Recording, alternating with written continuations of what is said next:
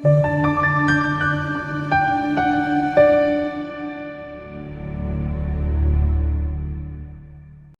ukukhuluma nawe kwi-channel yami kuPastor sicelo ngizobalekela isicelo ngizokufanele subscribe like le video kanti ungaqinisekisa ukuthi-ke uyanikela kwi-channel munawo amandla.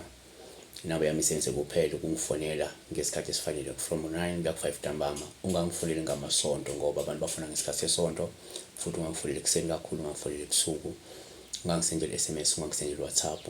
Sibheke udaba surprise Mncube uthi-ke sakubona Pastor weningi, amen.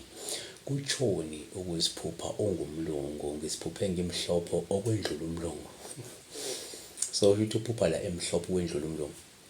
Esizoshaya kanjena. Number 1, uma uphupha nje umhlophe kungaba njobe ekhazimula, ngisho nje kusho ukuthi kahle libe ekhazimula ngokuthi ube mhlophe mola nomlungu, futhi ube ekhazimula. So number 1, ukuphupha la umhlophe singophohle kakhulu uma ukhazimula, ngoba lokho kukhomba ubumsulwa, kukhomba ubumnene, bukhomba nobungcwele noma ukuba ngcwele kuwe uma usanda kuphenduka noma usanda kwamukela insindiso. Amahubo 51:7, ngihlanze ngehisophu, ngihlambuluke, ngigeze ngibe mhlophe kuneqhwa.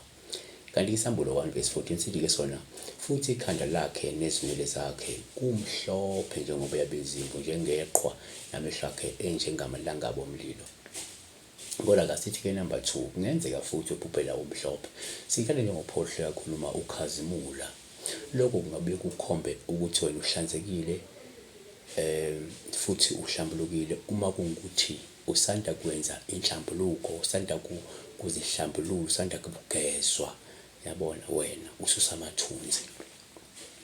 3, liphawuleli lingabe livele futhi uma uphupha la umhlophe, uphawula uma ukhazimula.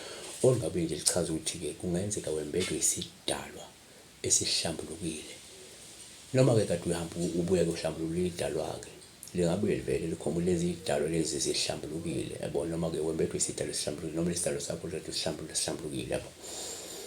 Number 4, ake sithi uphupha futhi umhlophe, kubi uphawu uma ukhazimula. Lungabe luchaza ukuthi uzothola udumo nokuvelela, noma uzophinde ufumane umusa nokuqashelwa, ukwethenjwa nokuhlonishwa phakathi kwabantu.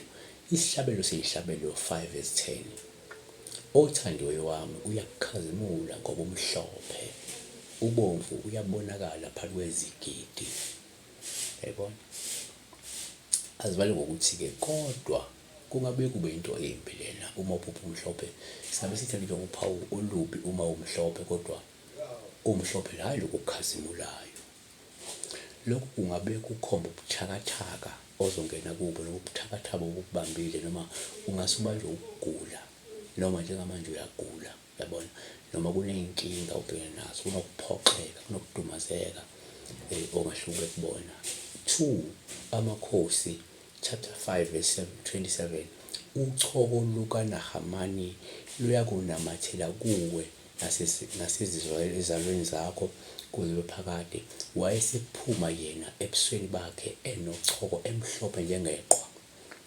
Kanti uNumeri 12:10, ifu lasuka phezu kwetende, bheka, uMiriyamu wayesenochoko enjengeqhwa. Siyabona, besibheka uma uphupha nje umhlophe. Uma ekhona owazi engingakwazi mina engakubalanga la, ulungile, siyabonga, uyokundlulisa naye futhi ebatshela abantu, ngoba phela siyalekelela. Nami ngigawula, ngithini, ngigadla, ngibeke la ngikwazi ukufinyelela khona, yabona. Siyabonga, be blessed. Inamba yami isenze kuphela ukungifonela ngo-WhatsApp, ungisendele SMS. Niyangidelela next SMS ayo, futhi niyangidelela uma ngifonela ngasonto, niyangidelela uma ngifonela ebusuku, niyangidelela futhi uma ngifonela ekuseni kakhulu, yabona. Siweni phansi